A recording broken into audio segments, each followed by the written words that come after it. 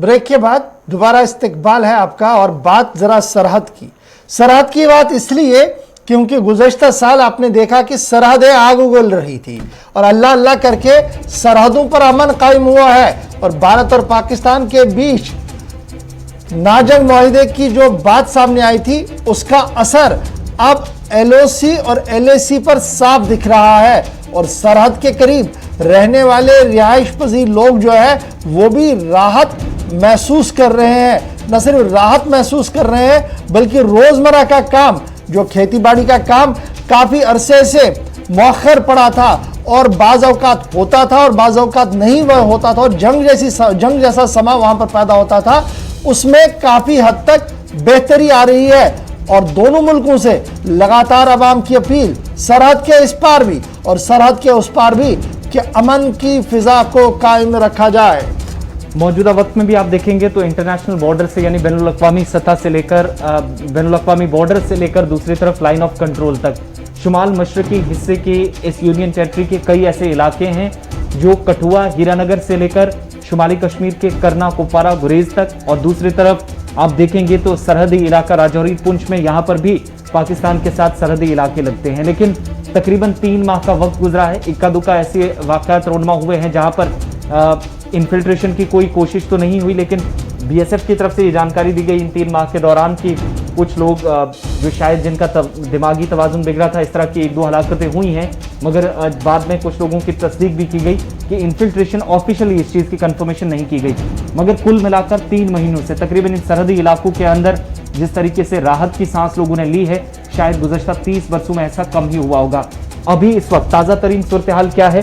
3 अहम इलाके, एक जगह इंटरनेशनल बॉर्डर जम्मू के अंदर सांबा पर, वहां भी आपको लिए चलेंगे। ऋषि खजूरी हमारे साथ हैं, जमशीद मलिक राजौरी से हमारे साथ हैं, पूंछ की भी तफसीलात इनसे लेंगे।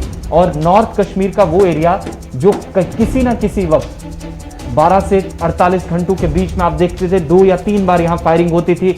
न सिर्फ रिहायशी इलाकों में जब बिला इश्तियाल फायरिंग के दौरान नुकसान पहुंचता था, बल्कि मामूल का काम यहाँ पर बुरी तरह मुतासिर हुआ और कई जानें आज तक न सिर्फ ज़ाया हुई, रिहायशी मकानात तबाह हुए। पहले आपको शुमाली कश्मीर ही लिए चलते हैं। हमारे साथ इशफाक जो कि टंगदार से हमारे साथ इस वक्त ज्वाइन कर रहे हैं। बालाई हिस्सा है और सबसे अहम एरिया जहां पर कुछ दिन पहले आपको याद होगा कि भारत और पाकिस्तान की अफवाज आमने सामने आई, पहले गोलाबारी हुआ करती थी, लेकिन एक बार फिर यहां मिठाइयों का आदान प्रदान हुआ, मिठाइयां तकसीम की गई।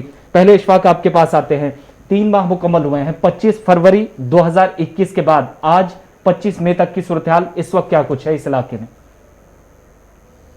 जी असद भाई, आज 3 महीने मुकम्मल हो गए हैं सीज फायर को, तो लोगों में खुशी का माहौल है।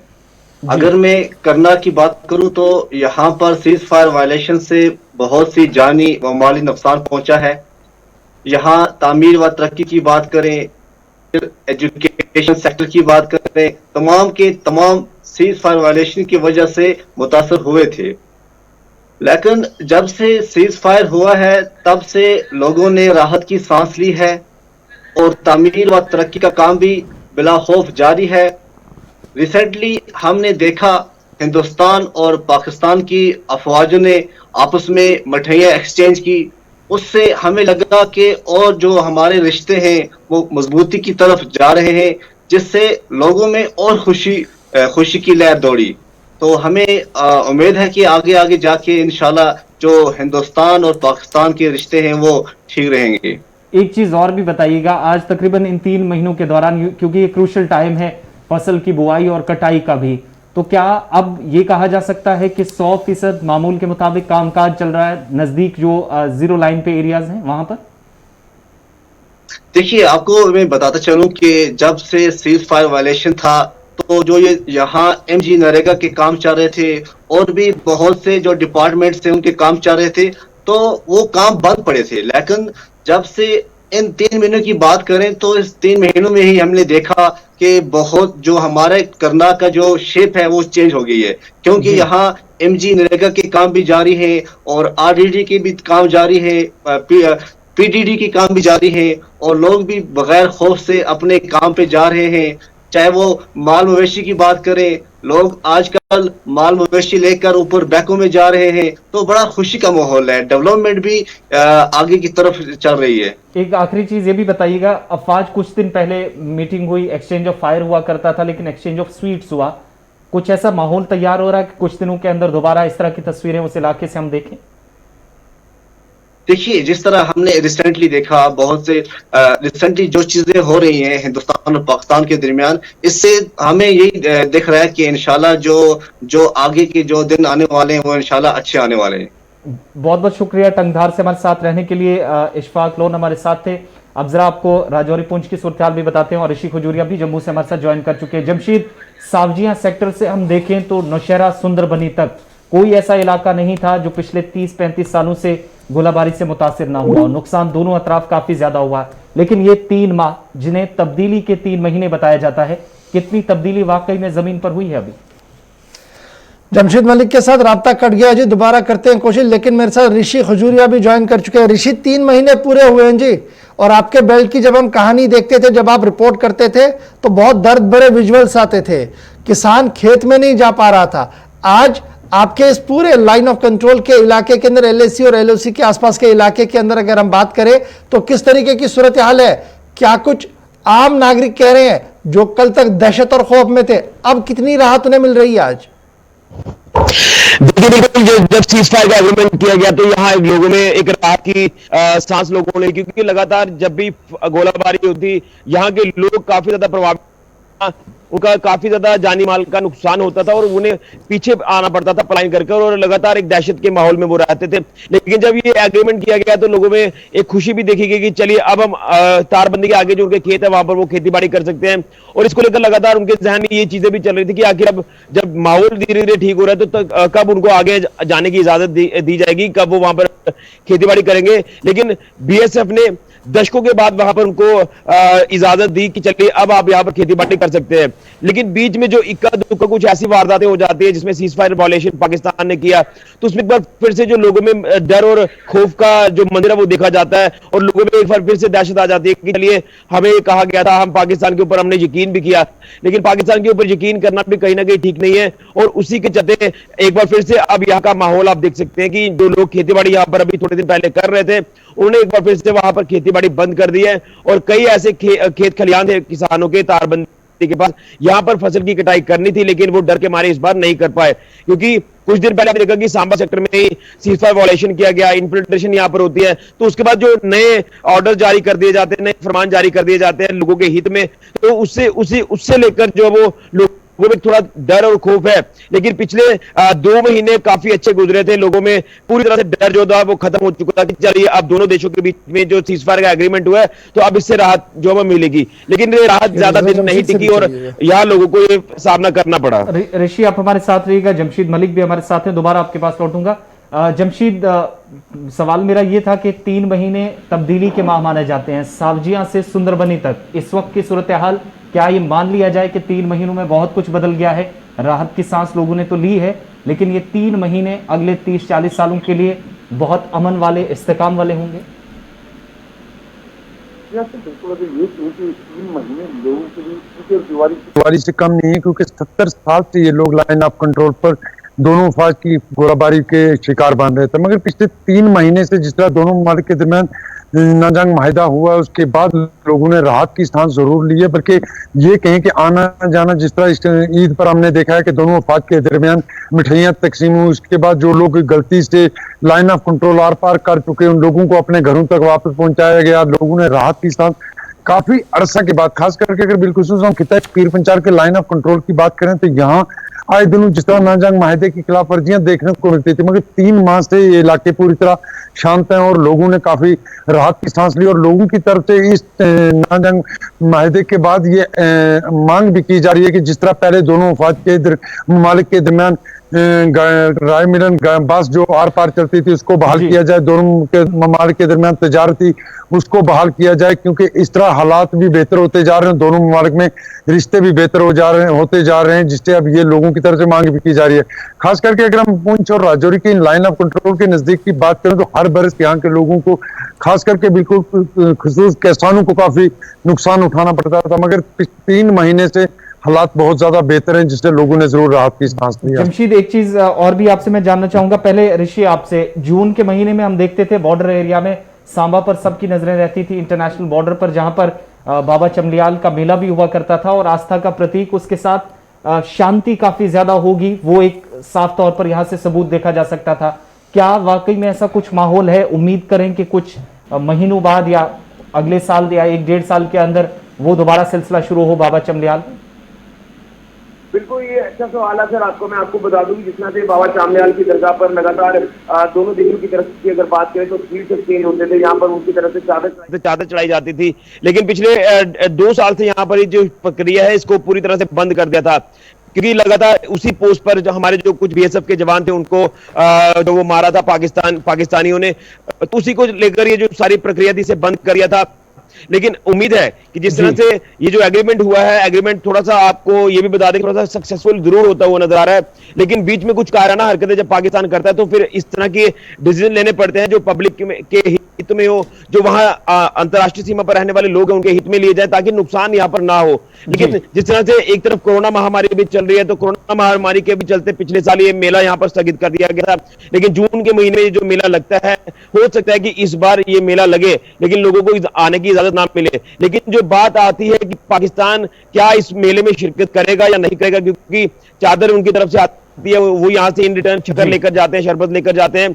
ये एक मंथन करने का विषय है कि इस पे जो हायर अथॉरिटीज है आपकी, जैसे केंद्र सरकार की बात कर लें या बीएसएफ के जो आला अधिकारी हैं, वो क्या डिसीजन लेते हैं। चलिए जी, बहुत शुक्रिया जी हमारे साथ ज्वाइन करने के लिए। फिलहाल खबर यह थी कि 3 महीने का वक्त खत्म हो गया है, यानी 3 महीने मुकम्मल हुए हैं जब सरहदें खामोश है, और खामोश सरहदों के बीच सरहदों के करीब रहने वाले लोग भी पुरुम्मीद और पुरअज़म है कि आने वाले महीने और आने वाले साल इसी तरीके से अमन और खुशहाली के साथ गुजरेंगे और वो अपना रोजमर्रा का काम करेंगे। करना से थोड़ी देर पहले हमारे नुमाइंदे ने कहा कि जो कुछ नहीं हो पा रहा था तरक्याती मंजरनामे पर, वो इन 3 महीनों के दौरान हाथ में लेकर करने की कोशिश की जा रही है, यानी अमन का फायदा सरकार भी जमीनी सतह पर उठाने की भरपूर कोशिश कर रही है। बढ़ते हैं जी आगे, बात बंद के बीच तलबा की करते हैं, क्योंकि तलबा की बात करना बहुत ज़्यादा ज़रूरी है। और आपको याद होगा कि आपने इसी प्रोग्राम में हमारे साथ बात की थी और कहा था कि जनाब टेली क्लासिंग यानी फ़ोन पर क्लास चलाना तो ठीक है, लेकिन ये शायद एक क्लास के लिए है, यानी एक बड़े सेक्शन के लिए है, लेकिन उन गरीब और मफलूक लोगों के लिए क्या, या यतीम लोगों के लिए क्या, जिनके पास मोबाइल सर्विस ही नहीं है, मोबाइल ही नहीं है, या जिन इलाकों के अंदर इंटरनेट नहीं है। अब जम्मू कश्मीर महकमा तालीम बराए कश्मीर ने एक बड़ा फैसला लिया है। 5वीं से 8वीं तक आज से रेडियो क्लास का सिलसिला शुरू होगा। 5वीं जमात से 8वीं जमात तक बाज़ाब्ता तौर पर रेडियो क्लास शुरू कर दिया गया है। और बाज़ाब्ता तौर पर वादी कश्मीर में जारी कोरोना लॉकडाउन के चलते जहां स्कूल बदस्तूर बंद पड़े हैं, वहीं पर डायरेक्टरेट ऑफ स्कूल एजुकेशन ने 5वीं से 8वीं जमात तक के लिए आज यानी बुध से रेडियो क्लास शुरू करने का ऐलान कर दिया है। ये बड़ी बात हम आपको बता रहे हैं कि आज से बाज़ाब्ता तौर पर क्लास शुरू किए जाएंगे 5वीं से 8वीं क्लास के लिए, और टाइम शेड्यूल भी दे दिया गया है कि 8वीं के लिए कितने बजे क्लास होगा, 7वीं के लिए कितने बजे क्लास होगा, 6ठी जमात के लिए कितने बजे क्लास होगा, 5वीं जमात के लिए कितना बजे क्लास होगा। और शराकतदारों से इस प्रोग्राम को और फाल और मजबूत बनाने की मांग भी की गई है, जहां एक तरफ से रेडियो के जरिए से प्रोग्राम को आम करने की कोशिश की जा रही है, वहीं पर जिस तरीके से एनआरएचएम ने प्रोग्राम चलाया हेल्थ को लेकर टेलीविजन चैनल्स पर, वैसा ही प्रोग्राम टीवी पर भी चलाया जाए, इस तरीके की भी बातें जो है वो सामने आ रही है। सीधे श्रीनगर चलते हैं जी, जहां से सईद रूफ फारूकी इस वक्त हमारे साथ है। सईद, बहुत शुक्रिया जी ज्वाइन करने के लिए। स्कूल बंद है और इस बीच कोशिश की जा रही थी कि क्लासेस हो, लेकिन टेली क्लासिंग तो चल रही है। अब रेडियो पर सरकार बच्चों को पढ़ाएगी, किस तरीके से वालिदैन इस पूरे फैसले को देख रहे हैं? बिल्कुल इशफाक, क्योंकि अगर हम लास्ट ईयर की बात करें तो कहा गया था कि अब रेडियो के जरिए बच्चों को क्लास दी जाएगी, क्योंकि अब हर एक के पास स्मार्टफोन नहीं है, जिसकी वजह से बच्चों तक जो है ये सरकार की कोशिश नहीं पहुंचे। अब इस साल जो फैसला, अगर मैं इशफाक आपको बताऊं, लास्ट ईयर भी ये किया गया था, मगर इतनी ज्यादा कह सकते हैं कि उसमें इन्वॉल्वमेंट नहीं थी। आज सरकार ने पूरी तरह इन्वॉल्वमेंट की। अभी मेरी कुछ देर पहले डायरेक्टर कश्मीर से बात हुई है, डायरेक्टर एजुकेशन कश्मीर तसद्दुक़ मीर साहब से। उन्होंने कहा कि 10:30 बजे हमारा प्रोग्राम शुरू होगा और बाज़ाहिर तौर पर इसके लिए तैयारियां जो मुकम्मल की है, और अब कोशिश ये है कि हर एक तबके के लिए, हर एक बच्चे तक जो हमारी कोशिश है कि क्लास पहुंचे, टीचर जो है लेक्चर दे वो पहुंच पाए, क्योंकि हर फोन के जरिए तो हर एक तक नहीं पहुंच पाया जाता था। और आज 5वीं से लेकर 8वीं और 8वीं से लेकर 12वीं जमात के लिए जो सरकार ने फैसला लिया है, 1 तारीख से 1 जून से टीवी के जरिए, दूरदर्शन और ज्ञान टीवी के जरिए उन तक क्लासेस पहुंचाई जाएगी। अब कई लोगों ने डिमांड रखी है कि प्राइवेट जो चैनल्स है उनको हायर किया जाए, क्योंकि कई टीचर्स जो, उन्होंने मेरे साथ बात की, टीचर्स एसोसिएशन के जो प्रेसिडेंट है उन्होंने मेरे साथ बात की। उन्होंने कहा कि आप इस हवाले से क्या कुछ सरकार को मदद कर सकते हैं, क्योंकि ये जरूरी है कि चैनल्स को इन्वॉल्व किया जाए। तो कहीं ना कहीं सरकार के पास ये डिमांड रखी गई है, मगर कोशिश जो सरकार की अभी है बच्चों तक तालीम पहुंचाना, उसके लिए आज बाज़ाहिर तौर पर आगाज किया जाएगा। और 10:30 बजे जो है जो 8वीं क्लास है उनके लिए पहला जो है रेडियो के जरिए उन तक क्लास पहुंचेगा। सईद रूफ, पिछले लॉकडाउन में जब फर्स्ट वेव थी तो इंतजामिया का महकमा तालीम का दावा था कि 10.5 लाख के करीब बच्चों को, जिन्हें इस प्रोग्राम का हिस्सा बनाया गया, ऑनलाइन क्लासेस दी गई। इस बार उस टारगेट को क्रॉस किया जाए या जो टारगेट फिक्स है उस तक पहुंचा जाए। क्या ये मुमकिन है कि हर बच्चे तक रेडियो और टेलीविजन के जरिए पहुंचा जाए और वो स्क्रीन से या रेडियो को सुनकर अपनी क्लासेस जारी रख सकें, या फिर तालीमी सरगर्मियां शायद उसी तरीके से मुतासिर हों जो कुछ इलाकों के अंदर हुआ और कुछ के अंदर ना, जैसी सूरत हाल?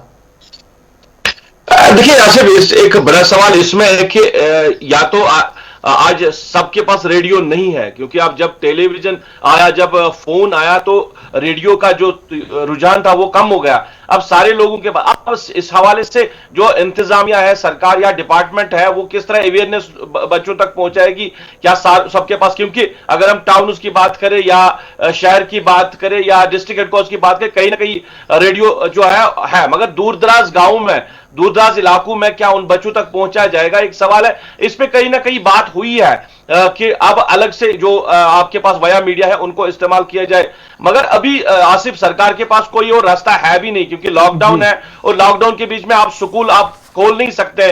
तो फोन से बेहतर है कि आपने बच्चों को रेडियो का मीडियम दिया, क्योंकि स्मार्टफोन हर एक के पास अवेलेबल नहीं है। लास्ट ईयर हमने देखा कि बहुत सारे लोगों ने इस वजह से शिकायतें की कि ऑनलाइन क्लासेस दिए जा रहे हैं। चाहे प्राइवेट स्कूलों की हम बात करें, अभी भी प्राइवेट स्कूल जो है वो ऑनलाइन क्लासेस दे रहे हैं, क्या उससे सबको फायदा मिल रहा है? एक बड़ा सवाल।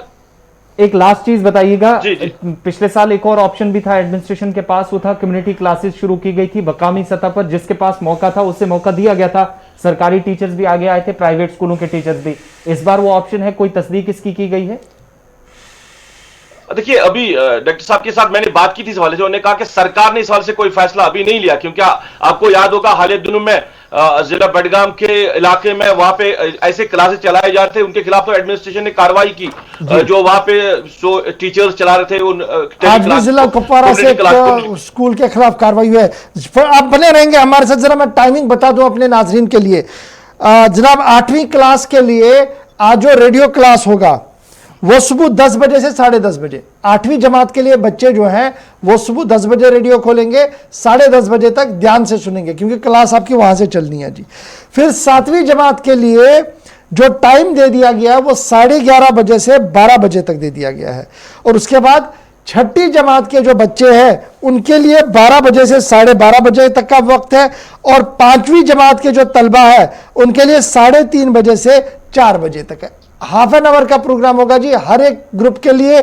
मैंने 8वीं का भी आपको बताया, 7वीं का भी आपको बताया, 6ठी का भी आपको बताया, 5वीं क्लास का भी आपको बताया। तो ये आज से शुरू होगा जी, ये टाइमिंग है। और अब ये शुरुआत की जा रही है कि डीडी, ज्ञान दर्शन और कुछ मकामी टेलीविजन चैनल्स को भी रोप इन किया जाए। ये तो कश्मीर की बात चल रही है। जब कश्मीर की बात हो रही है तो जरा फटाफट से आपको कोरोना अपडेट भी बताते चले, क्योंकि अपडेट सुनना और सुनाना बहुत ज्यादा जरूरी होता है आज के दिन में, क्योंकि अफवाहों के बाजार के बीच सही खबर और असल खबर आपको सिर्फ हम यहां से बताते हैं। जी आसिफ। बिल्कुल, जम्मू कश्मीर के अंदर कोविड केसेस की इस वक्त जो तस्दीक की है वो सबसे पहले आपके सामने रखते हैं। जम्मू कश्मीर के अंदर कोविड-19 के नए केसेस जो इस वक्त सामने आए हैं, उस हवाले से अच्छी खबर ये कि लगातार दूसरे दिन 3000 से कम आंकड़े गिरे हैं, ग्राफ नीचे आया है, कमी आना अब शुरू हुई है। दूसरे रोज भी 2000 से कम केसेस, लेकिन एक बार फिर बाइस तशवीश ये कि 50 से ऊपर अमवात कोविड-19 से जो रिकॉर्ड की गई यूनियन टेरिटरी के अंदर।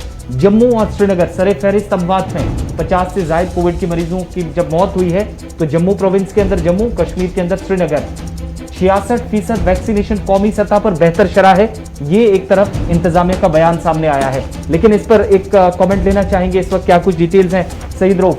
एक तरफ केसेस अच्छी चीज के 3000 से नीचे ग्राफ गिरा है, लेकिन वैक्सीनेशन का प्रोग्राम नियर अबाउट 66% डिपार्टमेंट कह रहा है, कंसर्न अथॉरिटीज कह रही हैं, जिसमें वादी के अंदर इस वक्त परसेंटेज जम्मू के मुकाबले बहुत कम है। पिछले 3 से 4 दिनों के दरमियान स्टॉक मजीद पहुंचा है, इस प्रोग्राम को वसअत देने की बात कही गई है।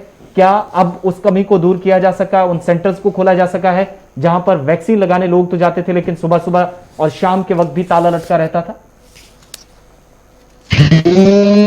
देखिए आसिफ, थोड़ी बहुत तो आप कह सकते हैं तब्दीली आई है, क्योंकि अभी तकरीबन हर एक एरिया में अब लोगों को वैक्सीन दिया जा रहा है। और खासकर जो इन्होंने अगर हम श्रीनगर की बात करें, क्योंकि एडमिनिस्ट्रेशन श्रीनगर की खुद इसको मॉनिटर कर रही है, डिस्ट्रिक्ट डेवलपमेंट कमीशन मुख्तलिफ हेल्थ मराकज पे कल भी गए, उन्होंने देखा कि किस तरह ये प्रोसेस चल रहा है। और अजला की अगर हम बात करें तो अजला में भी इसी तरह की सिचुएशन बनी हुई है। अब अगरचे कई अब एज बार के हिसाब से अभी अगर 18 से लेकर 45 की बात करें वो श्रीनगर में किया गया, बाकी अजला में अभी पूरी तरह नहीं हो पाया है। तो अब आहिस्ता आहिस्ता से जो प्रोसेस है इसको आगे बढ़ाया जा रहा है। इसके साथ साथ मैं आपको बताऊं कि डायरेक्टर टूरिज्म ने अभी एक मैसेज के जरिए जो टूरिज्म डिपार्टमेंट से मुंसलिक लोग हैं, मुलाजिम है या जो कोई टूरिस्ट यहां पे होगा, उनके लिए वैक्सीनेशन प्रोसेस जो है आज मुख्तलिफ जगहों से उन्होंने भी इसके हवाले से शुरुआत की है। तो वैक्सीनेशन जो चल रहा है और आहिस्ता आहिस्ता ये आगे बढ़ रहा है। मगर आसिफ, एक इंपॉर्टेंट चीज मैं आपको यहां पे बताऊं कि बाहर से कुछ लोग शिकायतें कर रहे हैं कि यहां बाहर से जो मजदूर आ रहे हैं अभी, और ये सिलसिला बराबर चल रहा है अभी भी। कुछ कई दिनों से हमने देखा काजीगुंड में और फिर मुख्तलिफ अजला में उनको लाया जा रहा है, और जिला बडगाम में भी अच्छी खासी तादाद है। सिविल सोसाइटी बडगाम भी इस हवाले से बात कर रही है। अब वहां पे उनको टेस्ट किए गए हैं, तो ये एडमिनिस्ट्रेशन कह रही है। अब जिला बडगाम में जब वो पहुंचे, जहां पे ब्रिकल्स में पहुंचे, यहां की एडमिनिस्ट्रेशन ने एक इनिशिएटिव लिया, उन्होंने उनके टेस्ट लिए, सैंपल्स लिए। मगर सवाल यह है कि जो लोग पॉजिटिव आए हैं उनको आइसोलेट रखना है। वो कहां पे आइसोलेट है, एक बड़ा सवाल है। इस सवाल से लोग बात कर रहे हैं। मैंने अभी कंसर्न जो अथॉरिटीज है, सीएमओ बडगाम, जो उनसे पूछा था, उन्होंने कहा कि ब्रिकलिन जो ऑनर्स है वो कह रहे हैं कि वो उनको अपने घरों में रखेंगे। मगर ऐसा कुछ नहीं है, क्योंकि जो मेरे पास बात सोर्स के जरिए पहुंची है, जो भी लोग पॉजिटिव आए हैं उनको उन्हीं की फैमिलीज के साथ रखा गया, कहीं आइसोलेट में नहीं रखा गया। तो ये खतरा बन सकता है। इससे हवाले से एडमिनिस्ट्रेशन को कहीं ना कहीं सीरियस होना चाहिए, क्योंकि ये मामला बड़ा बढ़ सकता है। फिर अगर कोई पॉजिटिव आया उसको सेपरेट करना है, उसके लिए इंतजाम जो है वो एडमिनिस्ट्रेशन को करना है। सईद रऊफ फारूक श्रीनगर से हमारे साथ रहने के लिए। और जब कोरोना की बात हो रही है तो दो चीजें आपके साथ जरा शेयर करनी है, फटाफट से हम वो भी कर दें। पहले आप देखिए कि आज पिछले 28 दिन का हाल क्या है जी। कोरोना कर्फ्यू जो है वो लगातार चल रहा है, उसमें डील भी है, सब कुछ हम देख रहे हैं। उसके साथ साथ तकरीबन 900 लोगों के खिलाफ जुर्माना आयद कर दिया गया है। 180 लोगों की गिरफ्तारियां हुई है। ये क्यों हुई है? उन्होंने कोरोना कर्फ्यू जो लगा था, जो लॉकडाउन था, उसकी खिलाफ वर्जी की है। उसके साथ साथ लखनपुर का जो एरिया है, जो हमारा गेटवे है जहां से अंदर आते हैं रियासत की पर, वहां पर ग्राउंड पर भी और ड्रोन के जरिए से भी नजर रखी जा रही है। यह सरकार का दावा है। और किसी को भी जम्मू कश्मीर के अंदर कोविड टेस्ट किए बगैर अंदर आने की इजाजत नहीं है। हदूद जम्मू कश्मीर के अंदर जब आना है तो एक ही रास्ता है जी, वो है कठुआ के जरिए से, यानी जो हमारा गेटवे है। वहां पर इंतजामिया का मानना है कि परिंदा पर न मारे, ड्रोन से नजर रखी जा रही है। कोई आदमी बिना टेस्टिंग के अंदर आए यह सवाल ही नहीं है, क्योंकि टेस्टिंग को 100% वहां पर स्केल कर दिया गया है, इंतजामिया का दावा है। और मौजूदा सूरत हाल की कल जो होम सेक्रेटरी है उन्होंने मुख्तलिफ रियासतों के साथ तबादले ख्याल किया, जम्मू कश्मीर यूनियन टेरिटरी के साथ भी उन्होंने तबादले ख्याल किया है, और कई इकदाम उठाने की बात उनकी तरफ से सामने रखी गई है। और जब हम जम्मू कश्मीर के पिछले 25 दिनों का रिकॉर्ड देखेंगे तो तकरीबन 37% डेथ जो है वो रिकॉर्ड हुई है। यह भी एक तलख हकीकत है हमारी जम्मू कश्मीर की। आज जो वैक्सीनेशन का निज़ाम, श्रीनगर की मैं सिर्फ बात करूंगा, हमें बताया जा रहा है कि तकरीबन 42 मरकज, 42 मरकज आज बनाए गए हैं जी जम्मू श्रीनगर के अंदर, जहां पर वैक्सीनेशन होगी। 18 से 44 साल के दरमियान जो लोग होंगे उनकी वैक्सीनेशन आज 42 मरकज पर होगी। और ये 42 मरकज जो है ये श्रीनगर के अंदर होंगे, जिनमें शेर कश्मीर पार्क भी है, जिनमें जामिया मस्जिद निशात का एरिया है, जिनमें और सारे एरियाज है। इश्तिहार के जरिए से आज ये बात जो है वो सामने रखी गई है। डाउनटाउन को भी टच किया गया है, अपर टाउन को भी टच किया गया है, और 42 मरकज ऐसे हैं जहां पर आज किया जाएगा। हाई रिस्क के जो लोग हैं उनकी प्रायोरिटी रखी जाएगी आज के दिन में, यानी उनकी वैक्सीनेशन का अमल होगा। अब जो आपको अभी सईद रूप बता रहे थे कि डायरेक्टरेट ऑफ टूरिज्म ने क्या कुछ किया है, डायरेक्टरेट ऑफ टूरिज्म की जो इत्तला हमारे पास आई है उसके हिसाब से जितने भी टूरिज्म के साथ वाबस्ता एहलकार हैं, यानी जो भी स्टेक होल्डर्स है, शराकतदार है। अब ये शराकतदार कौन है जी, इसमें ये वजाहत होनी चाहिए। तो वजाहत ये है कि होटलियर्स जो है, यानी होटल मालिकान और होटल के अंदर काम करने वाले लोग, सारा अमला। उसके बाद रेस्टोरेंट ओनर्स और रेस्टोरेंट के अंदर काम करने वाले लोग, चाहे वो वेटर है या कुक है या जो भी है, या फ्रंट ऑफिस में बैठने वाला आदमी है, उसे भी कहा गया कि वो भी जनाब इस फहरिस्त में आ सकता है, स्टेक होल्डर में। तीसरी बात, शिकारा वालाज, हाउस बोट ओनर्स और उसके साथ साथ जो हाउस बोट के अंदर लोग रह रहे हैं, उनके लिए आज खसूसी टीकाकारी मुहिम होगी। कहां पर होगी जी? टीआरसी के अंदर होगी, जो मैंने पहले आपको बताया। निगीन कल्ब के अंदर होगी, नेहरू पार्क के अंदर होगा। यह भी आज इंतजामिया की तरफ से साफ कर दिया गया है। उसके साथ साथ अनंतनाग और पहलगाम के अंदर भी इस तरीके का बंदोबस्त किया गया है कि वहां पर भी यह हो सके।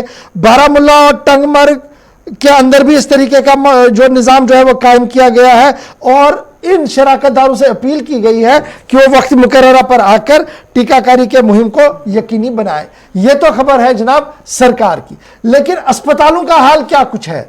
और लगातार शिकायतें मौसूल हो रही है कि सीनियर डॉक्टर अस्पतालों के अंदर दिखाई नहीं दे रहे हैं। रूटीन वार्ड के अंदर जो सुबह चेक होता है, जो रूटीन चेकअप होता है, उसमें सीनियर डॉक्टर अब आते नहीं है। लगातार इस तरीके की शिकायतें आ रही हैं, और ये शिकायतों का अजाला करने के लिए हुकूमत ने भी अब संजीदा कदम उठाए हैं। आपको याद होगा लेफ्टिनेंट गवर्नर साहब ने गुज़श्ता दिनों क्या कुछ कहा था कि जनाब जितने भी सीनियर डॉक्टर्स हैं वो अवेलेबल रहेंगे अस्पताल के अंदर, कोरोना से के पेशेंट से भी वो बात करेंगे, और साथ साथ रूटीन में जो उनका अपना काम है ओपीडी का वो भी देखेंगे। अब ओपीडी है नहीं तो टेली मेडिसिनिंग का सिलसिला शुरू किया गया था। शिकायतें बहुत ज्यादा ये आ रही है कि श्रीनगर के अक्सर सरकारी अस्पतालों के अंदर सीनियर मोस्ट डॉक्टर अपने रोस्टर को वायलेट करते हुए देखे गए हैं। ये खबरें आ रही हैं, और ये जो रोस्टर वायलेट हुआ है, ये बड़े अस्पतालों की खबरें सामने आ रही हैं, जिनमें श्रीनगर के दोनों साइड से, चाहे आप सिकिम सोगरा के हवाले से देखें वहां से भी खबर है, जेवीसी के हवाले से देखें वहां से भी खबर है, इवन कि जच्चा बच्चा अस्पताल से भी इस तरीके की शिकायतें आ रही है। हमारे पास जो इत्तला है वो ये है कि सूबाई इंतजामिया ने इन सभी शिकायतों का नोटिस लिया है और एडमिनिस्ट्रेशन से कहा है कि वो या तो इन खबरों की तरदीद करे कि ये गलत है, या जो डॉक्टर आ नहीं रहे हैं उनके खिलाफ ताज़ीबी कार्रवाई करे। अब खबर यह भी है कि जिन डॉक्टरों को टेलीमेडिसिन के लिए लगाया गया था, एक एक हफ्ते से वो किसी का फोन नहीं उठा रहे हैं। ये शिकायतें हमारे पास भी आ रही है। दूसरी बड़ी बात कि ओपीडी के बदले वार्ड में उन्हें, यानी जो रूटीन के लोग वहां चेकअप के लिए जाना था, सीनियर डॉक्टर आ नहीं रहे हैं, जूनियर डॉक्टरों के स्पुर्द सारा मामला किया गया है, जिसकी वजह से कियोस और कंफ्यूजन जो है वो अस्पतालों के अंदर बढ़ रहा है। जी आसिफ, ये एक बड़ी परेशानी थी, लेकिन मुल्क की सतह पर इस वक्त कोविड के केसेस भी सामने आए हैं, वो आपके सामने रखते हैं। टेस्टिंग क्योंकि रिकॉर्ड सतह पर पहुंच रही है, फटाफट से अगली खबर पे चलते हैं। मुल्क के अंदर कोविड-19 के नए केसेस, जम्मू कश्मीर की तस्वीर आपके सामने रखी, और उसके बाद आपको बताएंगे कि जम्मू कश्मीर के अंदर सरकार के कुछ आदाद-ओ-शुमार क्या बताते हैं, और वैक्सीन तैयारी का अमल अब तक कहां पहुंचा है। इंतजामिया को की तरफ से मुख्तलिफ शिकायत का जायजा लिया जा रहा था, और मुल्क की सतह पर कोरोना के हवाले से जो इस वक्त सूरत हाल है वो आपके सामने सबसे पहले रखें। 2 लाख के करीब एक बार फिर केसेस गए हैं, 2,08,714 अनऑफिशियल फिगर्स हैं। थोड़ी देर में इसकी वजाहत सरकार की तरफ से कर दी जाएगी। 24 घंटों के दौरान 4,000 से ज्यादा मरीजों की मौत हुई है। ये आंकड़ा लगातार 38 से 42 और 44 के आसपास या इसके बीच में घूम रहा है। वहीं अच्छी खबर ये कि 3 लाख के करीब आज फिर मरीज जो शिफायाब हुए हैं, और योमिया टेस्ट पर डे जो टेस्टिंग है उसमें जबरदस्त इजाफा देखा जा रहा है। एक और रिकॉर्ड कायम हुआ है पर डे तकरीबन आज 9वें रोज मुल्क भर के अंदर 20 लाख या इससे ज्यादा टेस्ट हुए हैं। ये एक अपने आप में रिकॉर्ड है, लेकिन अमवात की शरह बरकरार है जो इस वक्त परेशानी का बायस बनी है। दूसरी तरफ अच्छी खबर ये कि पॉजिटिविटी रेशो सरकार के मुताबिक 15 से 16 रियासतों में अब भी बरकरार है, लेकिन केसेस मुसलसल कम हो रहे हैं। और वो कौन से केसेस? जो एक्टिव केसेस 37 और 38 लाख तक पहुंच गए थे, आज ताज़ा आदादोशुमार बताते हैं कि वही एक्टिव केसेस 25 लाख पर आकर टिके हैं। इसका मतलब ये हुआ कि पॉजिटिव रेशो अलग अलग स्टेट यूटीज के अंदर ऊपर जा रही है, लेकिन एक्टिव केसेस की शरह में मुसलसल 24 घंटों के बाद गिरावट देखी जा रही है। ये ग्राफ इस वक्त नीचे आया है। अब बढ़ते हैं आगे। जम्मू कश्मीर के अंदर वैक्सीन किस तरीके से इस वक्त प्रोसेस चल रहा है? इंतजामिया कहती है 60 से 66% तक वैक्सीन मुकम्मल हुई है, लेकिन कौन से लोग हैं जो इस दायरे में थे, लेकिन मुहिम जब सुस्त रफ्तारी का शिकार है तो इन सब के बीच में प्रोसेस थोड़ा सा डिले हुआ है। अहदाफ तक इंतजामिया इस वक्त पहुंचने में हम इसलिए कह रहे हैं कि नाकाम हुई है क्योंकि जम्मू कश्मीर के अंदर पहला डोज जिनको 45 साल से ऊपर लोगों को देना था, उनका भी एक तरह से इंतजार तवील हुआ है। इसकी वजह यह है कि जम्मू सूबे के अंदर 90 से 95% के बीच अब तक जो टारगेट था इंतजामिया के, उसके मुताबिक अभी तक काम हो पाया है। लेकिन कश्मीर वादी को जब आप देखते हैं तो 45 साल से ऊपर जिन लोगों को पहली खुराक दी गई है और दूसरी खुराक का जिनका इंतजार हो रहा है, बहुत सारे लोग हैं जिनको अभी पहली भी नहीं मिली है। कुल मिलाकर जो टारगेट था इंतजामिया का वो अभी तक 70% तक भी नहीं पहुंचा है, 66 और 65 के बीच में फिलहाल लटका है। लेकिन जम्मू के मुकाबले अगरचे शुरुआती दौर में वैक्सीनकारी का अमल वादी में तेज रहा, जम्मू के अंदर सुस्त रफ्तारी का शिकार हुआ, लेकिन अहदाफ तक पूरे इस वक्त पहुंचने में इंतजामिया जम्मू के मुकाबले कश्मीर वादी के 10 अजला में थोड़ी सी पीछे नजर आ रही है, बल्कि काफी हद तक पीछे। ये बड़ा इंपॉर्टेंट है। ये हम बात क्यों बता रहे हैं जी? लेफ्टिनेंट गवर्नर साहब ने 10 दिन दिए थे, कहा था कि 10 दिन के अंदर अंदर ये जो 45 वाला फिगर है इसको जी कंप्लीट किया जाए, 100% टारगेटिंग हो। लेकिन सिर्फ 2 डिस्ट्रिक्ट्स को छोड़कर बाकी मानदा सभी डिस्ट्रिक्ट के अंदर ये 100% हुआ ही नहीं है। जल्दी से मैं आपके सामने रख दूं, कश्मीर सूबे के जो कुपवारा है वहां पर क्या है, फीसदी कितनी आई है? 31% है। फिर श्रीनगर के अंदर 40%, और फिर अनंतनाग के अंदर 55%, पुलवामा के अंदर 55%, कुलगाम के अंदर 60% से ज़्यादा है। जबकि जम्मू की अगर आप बात करेंगे तो जम्मू के अंदर भी कोई ज़्यादा तब्दीली नहीं है, कोई 100% टारगेट कहीं पर भी नहीं हुआ। लेकिन कुल सूरत हाल जब आप जम्मू सूबे की देखेंगे तो ये 94% आ रही है और 60% कश्मीर के अंदर आ रही है। मेरे ख्याल से यही एक बड़ी वजह है कि मास वैक्सीनेशन का सिलसिला कश्मीर की ओर ज़्यादा फोकस किया गया है। और आज लेफ्टिनेंट गवर्नर साहब ने खुद ये अहकाम जारी कर दिए हैं कि श्रीनगर समेत दूर दराज के इलाकों के अंदर वैक्सीनेशन निज़ाम को पाए तकमील तक पहुंचाया जाए। तो फिलहाल जो डेडलाइन थी वो मुकम्मल हुई नहीं, तो क्या टास्क दिया जाएगा, यानी क्या एहतसाब लिया जाएगा उन अफसरों से जिनके ये सुपुर्द किया गया था, या वाकई तौर पर टेक्निकल एरर था इसमें कि हमारे पास वैक्सीन नहीं थी और यहाँ से 10 दिन का टाइम दिया गया। तो जिन लोगों ने लेफ्टिनेंट गवर्नर साहब को यह कहा था कि सर आप 10 दिन के अंदर अंदर कर देंगे, क्या उससे कोई जवाब तलबी होगी कि क्यों एट द हाईएस्ट चेयर को मिसलीड किया गया? हमारी नज़र में हो सकता है ये सारा ठीक भी हो, लेकिन जो हम एनालिसिस कर पा रहे हैं खबर की वो ये है कि अफसरशाही जो है, जो रेड टेपिज्म है, वो कहीं ना कहीं लेफ्टिनेंट गवर्नर साहब को सही आदाद-ओ-शुमार नहीं दे रहे हैं, लेफ्टिनेंट गवर्नर साहब को ज़मीनी सूरत हाल से दूर रख रहे हैं और कभी कभार ऐसे बयानात भी दिलवाते हैं जो फिर ज़मीन के साथ मेल नहीं खाते हैं। और ताज़ा मिसाल आपकी ये 10 दिन की है। मैंने पहले ही दिन कहा था कि 10 दिन के अंदर अंदर ये मुकम्मल होगा ही नहीं, और लगातार मैंने 2-3 दिन से आपके सामने आंकड़े रखने की कोशिश की थी। आज फिगर एक बार फिर हमने आपके सामने रख दिए। 10 दिन मुकम्मल हुए, 100% टारगेट हुआ नहीं, सिर्फ 2 डिस्ट्रिक्ट के अंदर जम्मू कश्मीर के अंदर 100% टारगेट को मुकम्मल किया गया। लेकिन उसके बावजूद भी सलाम उन फ्रंटलाइन वर्कर्स को जो सुबह शाम हमारे लिए खड़े रहते हैं। अब हमारी बारी है कि हम भी कुछ करें, यानी हम एहतियात बरते और SOPs का पालन करें, तभी जाकर हम कहीं आगे बढ़ सकते हैं। जी आसिफ। चलिए अब कॉल्स का सिलसिला शुरू करेंगे और थोड़ी देर में एक और बड़ी और अहम खबर आपके सामने कि मुल्क के अंदर इस दूसरी लहर ने कितने बच्चों को यतीम किया है और डॉक्टर्स या पैरामेडिकल स्टाफ मेंबर्स मुख्तलिफ रियासतों के अंदर कोविड-19 का शिकार होकर इंतकाल कर गए हैं। आदादुशुमार क्या बताते हैं, रिपोर्ट थोड़ी देर में आपके सामने रखेंगे, लेकिन उससे पहले कॉल्स का सिलसिला शुरू करेंगे। पहले कॉलर हमारे साथ हैं और जब भी आप कॉल करें फीडबैक प्रोग्राम को लेकर जरूर दें, लेकिन उसके साथ साथ टीवी की आवाज़ कम रख के अपनी बात हम तक 1 मिनट के अंदर कोशिश करें कि पूरी हो पाए। बहुत शुक्रिया आप सबका। पहले कॉलर हमारे साथ, कहां से, कौन सा, अपना नाम बताएं। हेलो। हेलो, अस्सलाम वालेकुम। वालेकुम अस्सलाम। जाहिद अहमद जी।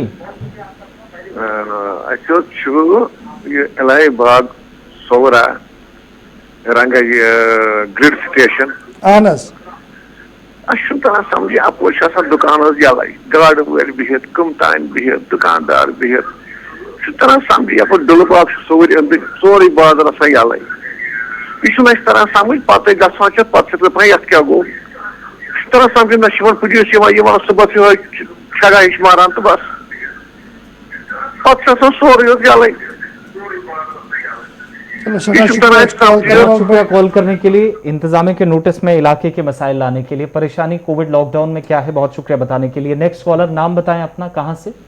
हेलो अस्सलाम वालेकुम सर। वालेकुम अस्सलाम सर मे सवाल है जी जी वन लॉकडाउन मज तबका जिस्मानी तौर मौजूद यानी डिसेबल पर्सन अहनस बिचार गई मार ना खेन चेनस नंबर क्या अम खतर गोस स्टेप तुलने यून वो मंथली रोपये 700 या 1000 यह वक्त पे मिलान मेहरबानी कर मेन यह गुजारिश वात तो लेफ्टिनेंट गवर्नर। अच्छा युस रात तमो ऐलान कोर कि पोंसा त्रेव ऐसे वारिया तबकन तथ अंदर वोता तो क्या ना ना तथ मन जिस्मानी तौर यानी फिजिकली चैलेंज तथ मन तिमन कहीं तुम करो पान तो चेक अगर गलत तुम करो पान चेक।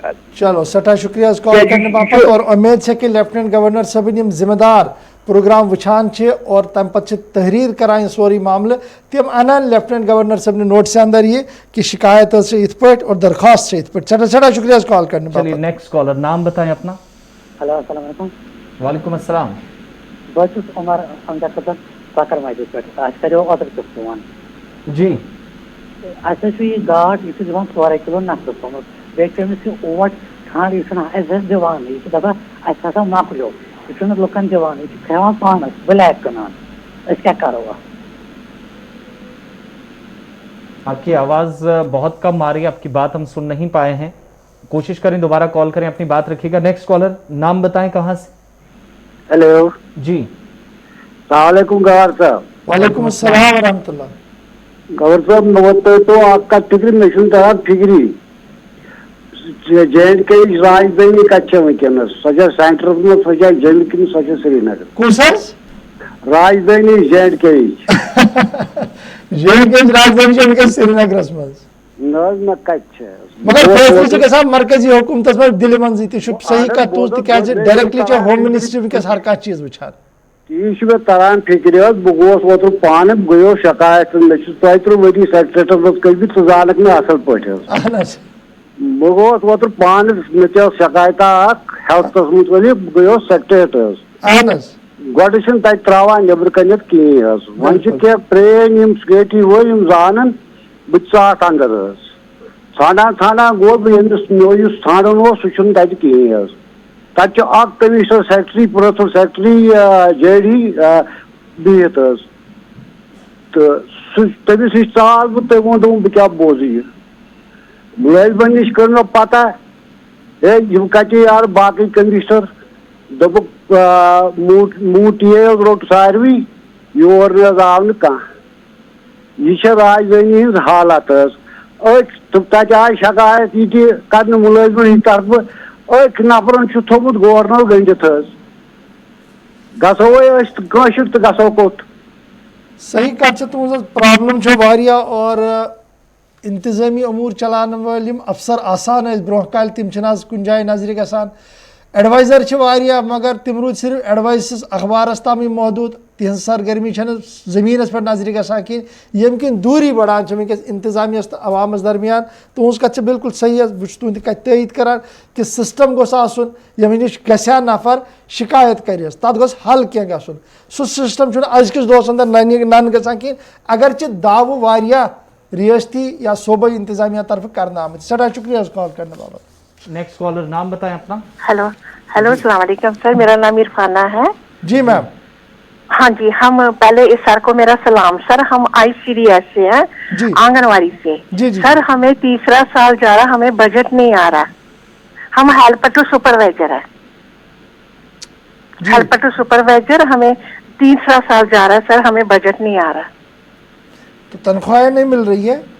नहीं सर, हेल्पर टू सुपरवाइजर। ठीक है जी, मेरी उम्मीद तो है कि मामला हल हो, क्योंकि अब आप लोगों को और ज्यादा काम सौंपा गया है, वैक्सीनेशन में हाँ जी आपके सर, आना है, हमने फिर कोविड हमने केयर सर सेंटर्स को भी आप लोगों ने देखना है। तो सरकार को चाहिए कि आपकी जेन्युइन डिमांड जो है उससे भी देखे कि अगर ये पैसा आ नहीं रहा है मरकज से तो उसे मांगा जाए।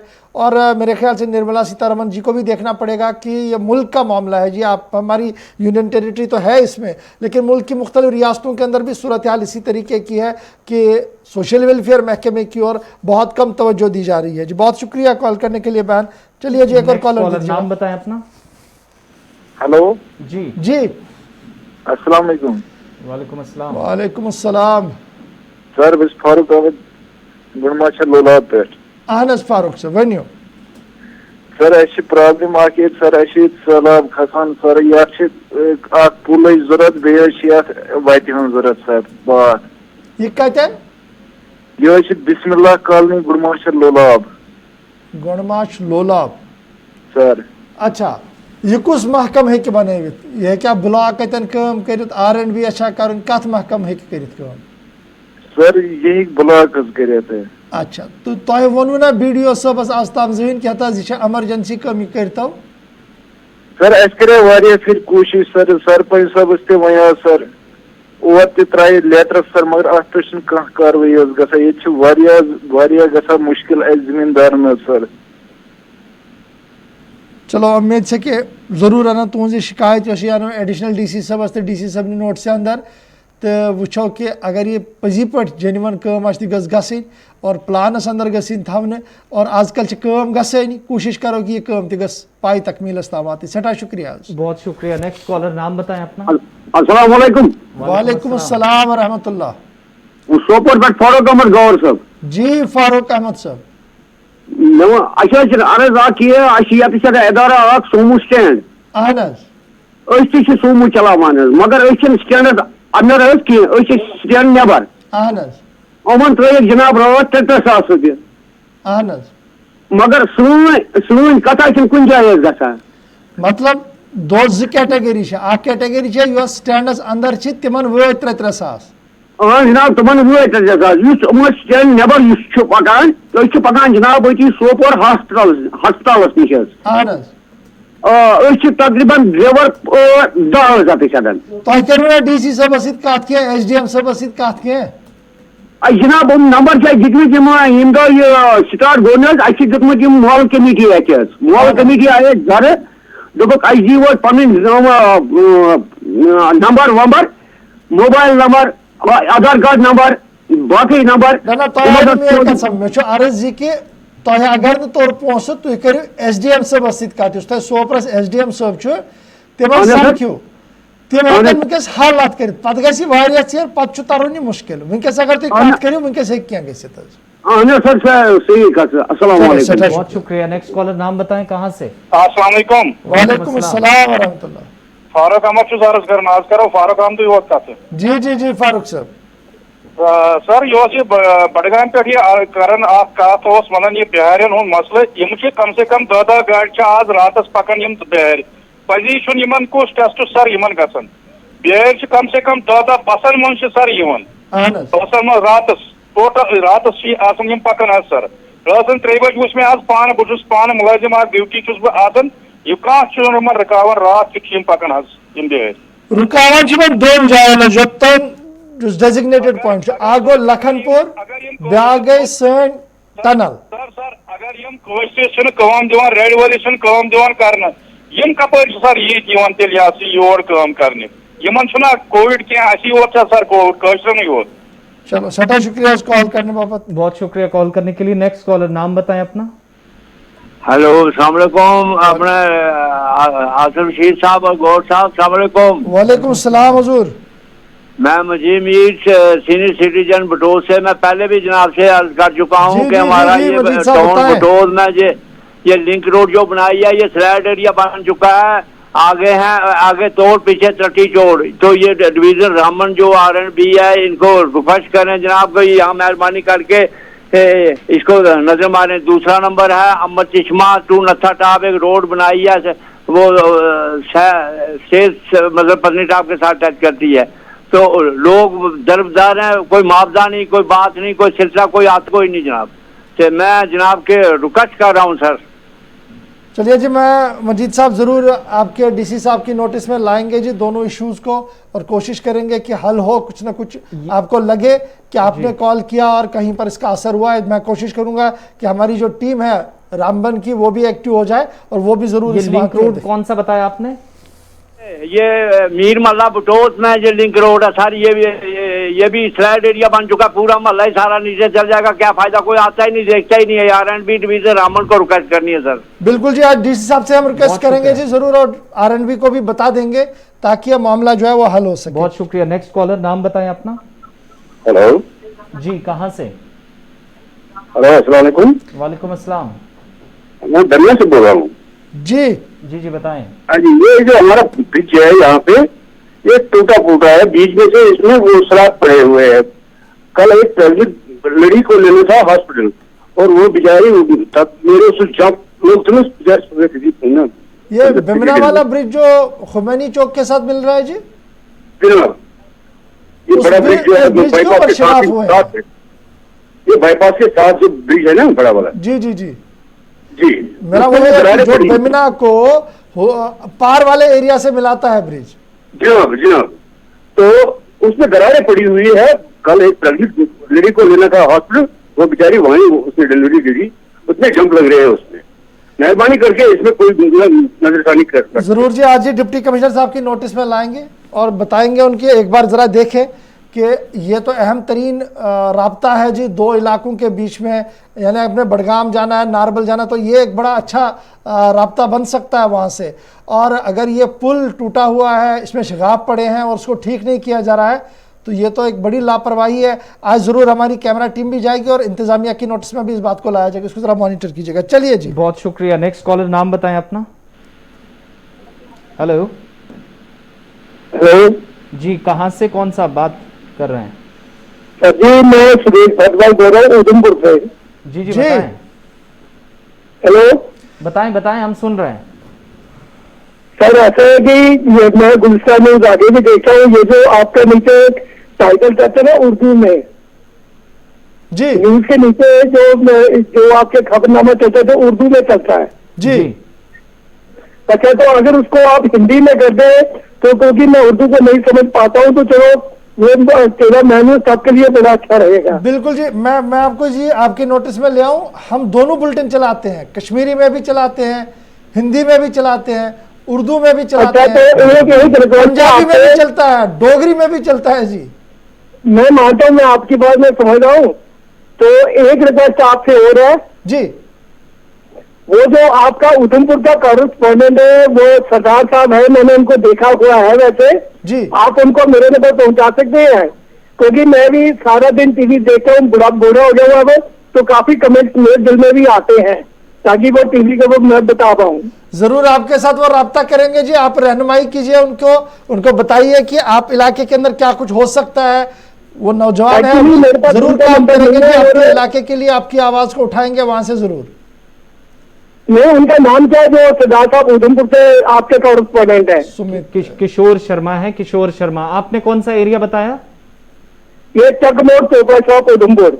ठीक है जी, ठीक है। किशोर शर्मा नाम तो से आप प्लीज अगर हो सके तो आप प्लीज। बहुत शुक्रिया जी कॉल करने के लिए। किशोर से आप जरूर राब्ता करें, गुलिस्तान न्यूज नुमाइंदा, और आपकी बात वो हम तक जरूर पहुंचाएंगे। नेक्स्ट कॉलर, नाम बताएं अपना। हेलो जी, कहाँ से, कौन साहब? अस्सलाम वालेकुम। वालेकुम अस्सलाम। बाकीपुरा त्राल से। जी जी बताएं। सर एक्सप्रेशन आब यवन वो वारे कॉल कर इवन कॉल इवन व्हाट्सएप में वो अगर विनती कि ये वारे गरम मोटर लागन इन हेकन विनती के बाकी कर आब यवन मजा प्रॉब्लम आज हेकन मतलब वो आब यवान मगर मोटर लागान तम अंदर टेल एंडस पे तमिस आब वातान। अहन रिक्वेस्ट एग्जान कि अगर मुलाजिम कम खतर हरी परी स्कीम कम से कम लगन खर्च 20 लाख 15 लाख तनख्वाह मुलाजिमन, मगर एक्शन क्या खुदगर्ज नफर तम अफसर जान तम हेकन बाकी वन कि पत गर टोटल 3 आब यवन।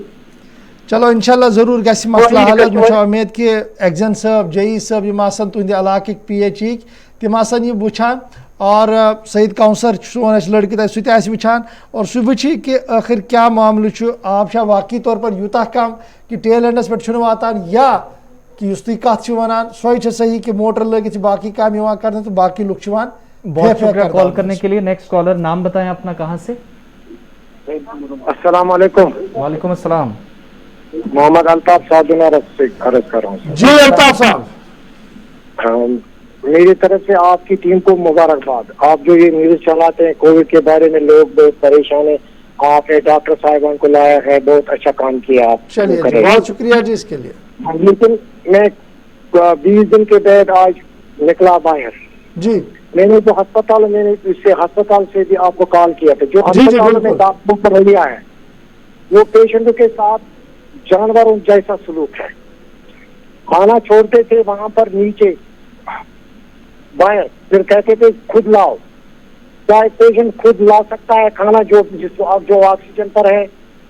अच्छा ये मुझे बताइएगा, आप खुद कोविड पेशेंट थे, इसका मुझे बड़ा एहसास है, आपने वहां से भी हमें कॉल किया था। आप किस वाले अस्पताल में थे?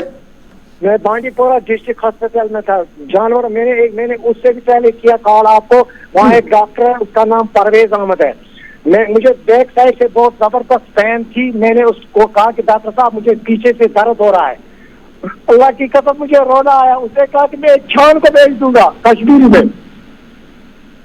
बहुत कुछ मुझे मैं मेडिकल प्रोफेशनल से हूँ, मुझे 35 साल के एक्सपीरियंस है, लेकिन मैंने खुद फिर इंजेक्शन लेकर खुद बाहर से खुद लगाया इंजेक्शन अपने आप को खुद।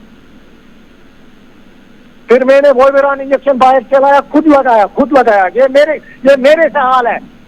मुझे 35 साल के एक्सपीरियंस है, मैं 45 साल का हूँ। बहुत शुक्रिया जी कॉल करने के लिए। आपका मामला पहले भी नोटिस में लाया गया था और इंतजामिया अब भी अगर इस तरह के मामलात को शायद संजीदगी से इन पर गौर नहीं करती तो इससे बहुत बड़ी शिकायतें हैं जी। अस्पतालों में बड़े डॉक्टर ना होना एक बड़ी परेशानी है। इसलिए मैं तो कह रहा था कि हेड ऑफ डिपार्टमेंट्स और सीनियर डॉक्टर जो है उनको अस्पताल के अंदर जवाबदेह बनाइए, बड़ा ज़रूरी है जी। बहुत बड़ी परेशानी होनी है आगे आने वाले दिनों में अगर इसी तरीके से मामला चला। और ये पहली शिकायत नहीं है, बड़ी शिकायतें जी आ रही है हमारे पास। और मैं बड़े अदब के साथ अतुल ढिल्लों साहब की नोटिस में इस बात को ला रहा हूँ कि बराए करम अस्पतालों के अंदर अपनी टीम भेजिए, जो जिसे आप भेजना चाहते हैं। देख लीजिएगा क्या हो रहा है। आप जब जाते हैं तो एक मैसेज जाता है कि जनाब कमिश्नर साहब आ रहे हैं, तो आनन फानन में बड़ी चीज़ें अरेंज की जाती है। कभी कभार बराए करम बिना बताए भी जाइएगा, फिर देखिएगा आम लोगों से बात करके कि किस मुसीबत में कोविड पेशेंट वहाँ पर है और किस मुसीबत में आम लोग भी वहाँ जा रहे हैं और रुक रहे हैं, और बड़े डॉक्टर किस तरीके से बात कर रहे हैं। बराए करम इस चीज़ को ज़रा नोटिस में लाए, बहुत बड़ी परेशानी इस वक्त हो रही है अस्पतालों से जी। चलिए कॉल्स का सिलसिला रोकते हैं और इस बीच बड़ी खबर एक और आपको बताएं कि मुल्क की सतह पर दूसरी लहर जो कोविड की है इसके बीच कितना बड़ा नुकसान मुल्क को हुआ। पिछले 55 दिनों के आदाद-ओ-शुमार मरकजी वजारत की तरफ से जारी किए गए हैं। 577 बच्चे पूरे मुल्क के अंदर यतीम हुए हैं। मरकजी वजारत की तरफ से जानकारी दी गई है कि तमाम रियासतों और यूनियन टेरिटरी से वो राब्ते में है।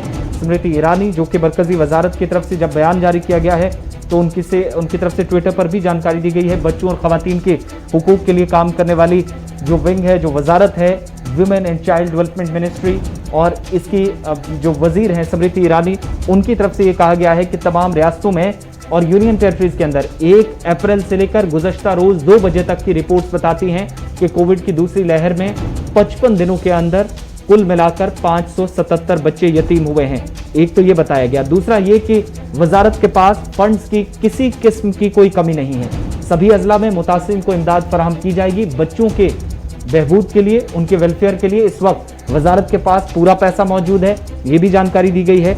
यहाँ तक कि यूनिसेफ के साथ, सभी शराकतदारों के साथ और सभी रियासतों की इंतजामिया के साथ मरकजी वजारत राब्ता कर रही है। जिन जिन इलाकों के अंदर मुतासरा बच्चे हैं, जिन जिन अजला में बच्चे यतीम हुए हैं, इन 577 बच्चों को और उससे पहले भी उनको तरजीह बुनियादों पर सरकार की तरफ से उनकी तालीम से लेकर उनके रहन सहन और जब तक वो हैं तब तक उनको सरकार की तरफ से कोशिश की जा रही है कि उन्हें इमदाद दी जा सके, माली मदद की जा सके, ये वजारत की तरफ से कहा गया है। साथ ही कई इलाकों के अंदर ये भी वजारत की तरफ से जानकारी दी गई है कि जब वो राब्ते में हैं तो इस वक्त वजारत की जो सेक्रेटरी हैं राम मोहन मिश्रा, उनने ये कहा है कि इस मिशन को मजीद आगे बढ़ाते हुए वजारत की तरफ से 10 वन स्टॉप सेंटर्स, ऐसे सेंटर्स कायम किए जाएंगे जिनका मतलब ये हुआ कि बच्चों के या खवातीन के खिलाफ जो इस वक्त जुराइम हो रहे हैं या क्रिमिनल केसेस में देखा गया है कि बच्चों और खवातीन को निशाना बनाया गया है, वजारत उस पर भी काम कर रही है। उसके लिए 10 वन स्टॉप सेंटर्स बनाए जाएंगे। कोविड-19 से लेकर खवातीन के खिलाफ, बच्चों के खिलाफ हो रहे जुल्म, तशद्दुद या किसी तरह की बर्बरियत, उन्हें अगर अजियत पहुंचाई गई, इस हवाले से Bahrain, Kuwait, Oman, Qatar, UAE, Australia, Canada और सिंगापुर के अंदर ये 10 सेंटर्स जो है कायम किए जाएंगे। यानी सिर्फ हिंदुस्तान के अंदर नहीं, हिंदुस्तान से बाहर भी बच्चों तक पहुंचने की कोशिश हो रही है।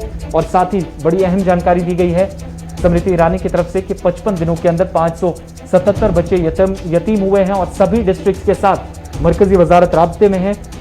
उनकी तफसीलात ली जाएंगी और जब तफसीलात तलब करके उन बच्चों तक पहुंचने की कोशिश की जाएगी। यूनिसेफ से लेकर जिला इंतजामिया तक इस वक्त मरकजी वजारत सभी स्टेक होल्डर्स के साथ राब्ते में। चलिए प्रोग्राम को वाइंड अप करते हैं। स्टूडियो की घड़ियां आगे जाने की इजाजत नहीं दे रही, लेकिन गुलिस्तान न्यूज पर आप दिन भर हमारे साथ रहेंगे। खबरों, तज्जियों, तबसरों का सिलसिला जारी रहेगा। एग्जीक्यूटिव एडिटर इशफाक गौहर के साथ मुझे आप इजाजत दीजिए। प्रोग्राम को लेकर हमेशा की तरह अपना फीडबैक हम तक पहुंचाते रहिए। अल्लाह हाफ़िज़।